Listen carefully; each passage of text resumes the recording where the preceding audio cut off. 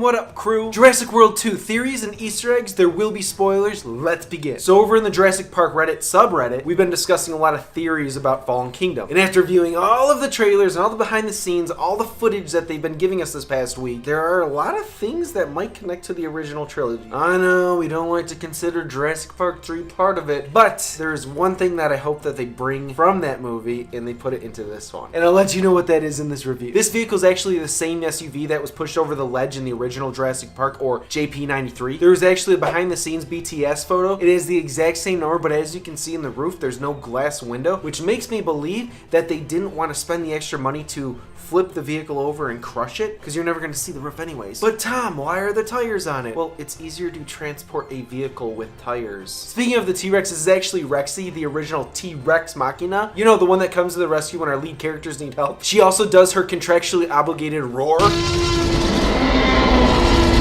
I borrowed that joke from Grace over at Beyond the Trailer. Did mention in my first trailer that I thought that Rexy dies in this movie, and also called the Carnotaurus by the wrong name. So sorry. But now I'm not actually sure that she does die. It looks like she actually might be sedated in the boat that the bad guys taken off the island. I know, it sounds like I'm talking about Jurassic Park 2 The Lost World, but I promise I'm not, and don't worry, the trailer didn't show the entire movie. It only showed half, and this has been confirmed by Colin Trevorrow on his Twitter. He was the writer and director of Jurassic World, and now currently one of the writers. Also, could these be some of the logs from the Gallimimus scene? Maybe. Back to the second group, my guess is they were hired by iNGEN, or iNGEN, to go collect these samples, dinosaurs, and use them for something. God, I hope it's not a mainland attraction. There is a reason that they are all back on the island, and I think I have a theory that might solve it. We get a shot of Dr. Ian Malcolm, yeah, Jeff Goldblum, in a courtroom. The first cameo, and yes, I think there is another cameo of an original cast member. I will talk about that at the end of the video. Anyways, the courtroom, which is where I think they show the flashback scene, the footage with Baby Blue and Owen. Fun fact, this is the very first flashback scene that's been shown in any Jurassic Park movie. The closest we've ever come was that Raptor talking dream sequence. We all have family members we can't choose. And no, the beginning of Jurassic Park 1, when the guy gets pulled into the cage, that's called a prologue. So is in The Lost World when the girl gets attacked on the island, when the boat crashes in JP3, and when both Indominus Rexes hatch out of the eggs in Jurassic World. Also, this is the very first Jurassic Park movie to be shot in 2:3:5:1 aspect ratio. Jurassic World is actually shot in 2.1, but it looks like director J.A. Bayona wants to squeeze us down some more. It has been said a lot that this movie is going to focus a lot on the relationship between Owen and Blue, which makes me think that since Rexy doesn't die on the island, it might be either her or Blue that does. They already know that we have a strong connection with Rexy. I mean, she's been here for over 25 years, but also by building up the relationship with Blue, our feels are automatically connected to her, so her chances go up as well. So in the courtroom, we hear Malcolm talking about dinos again. Here I am talking about dinosaurs again. I actually think he might be on the opposite side of where Owen is. Like, they might be butting heads this movie. If you remember, he never wanted to go back to the island. He was kind of forced there. He had this whole god complex. He thinks we should never have done this. And clearly, Owen has this strong connection with the animals. He was there since Blue's birth. And unlike us, he did get to choose his family. Also think that they might be in the same scene together, because there was some behind the scenes that Pratt mentioned Jeff Goldblum being there. Not gonna lie, that's pretty awesome. And usually in movies, they don't call actors to the set unless they're going to be in a scene, unless he was fanboying, and he is like us. So we know that there's some sort of court hearing happening, which actually makes me happy, because in JP93, I liked the conversations of whether we could or should. It would be really nice to have more of that. All the other movies sort of just dabbled in it. It just, you know, it didn't have it. And Claire, who is now leading a dinosaur conservatory group, because she grew feels after the Indominus Rex attack, she convinces Owen to go to the island because Blue is still alive and present. But how does she know that? Remember, all the animals had tracers or trackers within them, so she's clearly watching their whereabouts. They still have the tech to see what's happening on the island. So this is probably why they separate. Owen goes and looks for Blue, hearing that iNGEN or whoever they're in court with wins. Claire and her group need to go destroy all the data, everything that has to do with creating new dinos, before iNGEN gets there and takes it all for themselves so they can create their military dinos. I know I don't want that to happen either, but it was really, really hammered in our heads in Jurassic World. These guys are gonna run straight into the enemy's teeth and eat them, belt buckle and all. And that's where we see them running from explosions that they clearly set off, but at the same time, iNGEN is trapping dinos and putting them on the boat.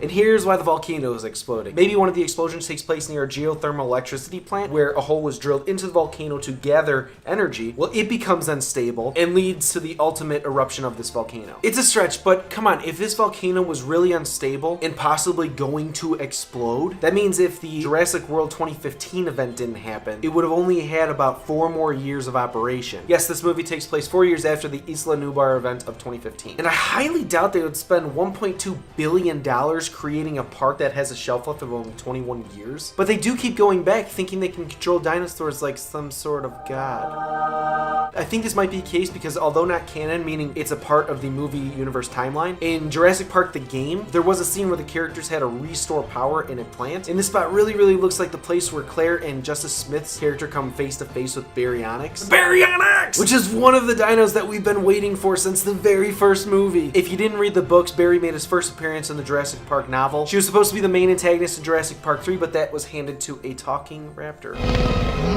Alan. You know, since this did happen, Alan Grant being a psychic is confirmed canon.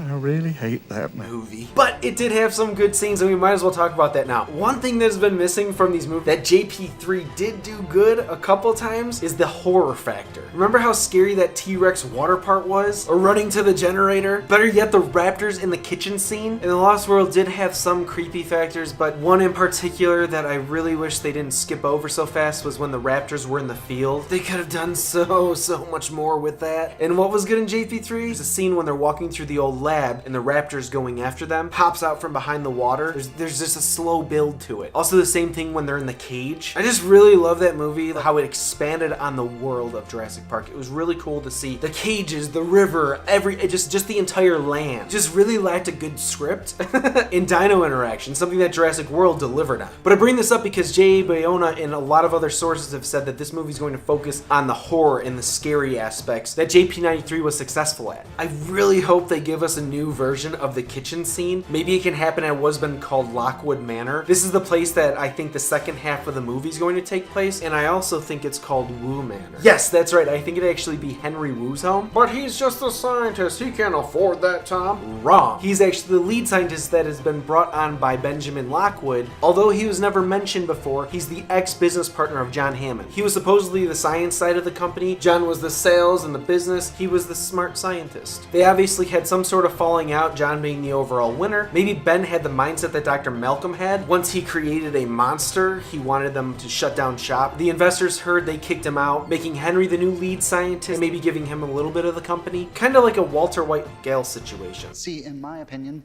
it's all about the quinic acid level. I also do think that the black cane falling, which is Lockwood's, is maybe a symbolization of him dying. And being black could also be a way to throw us off, to make us think that he's evil, when really it was Henry the whole time being evil. All the way back in JP93. I think maybe he was one of the ringleaders that was giving information to the outside company, and Nedry was just one of the pawns. Henry never had enough ownership that he deserved, so this is a way he could get it all for himself. Or Henry and Lockwood working together. Henry was Lockwood's inside man. Lockwood was the outside company. And Daniela Pineda's character is Henry's undercover military daughter sabotaging Claire's organization. But I do think we might get some action happening with the confirmed Indoraptor. Universal took some copyrights out on that name. Therefore, it's probably going to be the smaller version of the Indominus Rex that Hoskins couldn't shut up about. Fraction of the size, deadly, intelligent, able to hide from the most advanced military technology. I really do hope they mix Dilophosaurus DNA with it, because that would be like the ultimate military killing dinosaur machine. He can sneak up, spit acid in your face. That thing would be scary as fuck.